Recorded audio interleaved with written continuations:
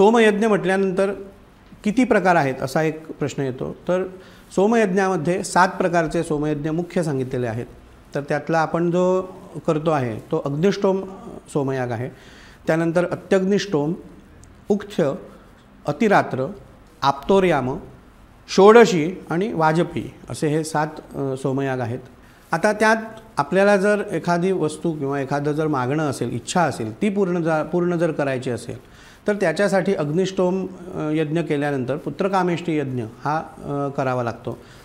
त्यात फक्त पुत्रकामेष्टी यज्ञच आहे तर असं नाही आहे, चक्षुष्कामेष्टी आहे म्हणजे डोळे मिळवण्यासाठी, आयुष्कामेष्टी आहे आयुष्य वाढण्यासाठी, श्रीकामेष्टी आहे पैसा मिळवण्यासाठी, म्हणजे नाना प्रकारच्या आपल्या भौतिक सुखात सुद्धा भर घालण्यासाठी हे यज्ञ सांगितलेले आहेत।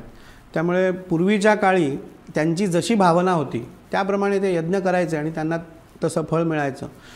आताच्या काळमानाप्रमाणे माणसाची श्रद्धा निष्ठासुद्धा थोडीफार कमी झालेली असल्याकारणानं जेवढं त्यांना मिळत होतं तेवढं आपल्याला मिळत नाही आणि त्याचमुळे आपण यज्ञ का करावा किंवा करायलाच पाहिजे का असा आपल्यासमोर प्रश्न निर्माण होता। पण खरं पाहायला गेलं तर 100% श्रद्धा ठेवल्यानंतर तो यज्ञच नाही, तुम्ही एक साष्टांग दंडवतसुद्धा घातलात तरी तुमची जी मागणी असेल ती पूर्ण करणारा भगवान परमेश्वर आहे।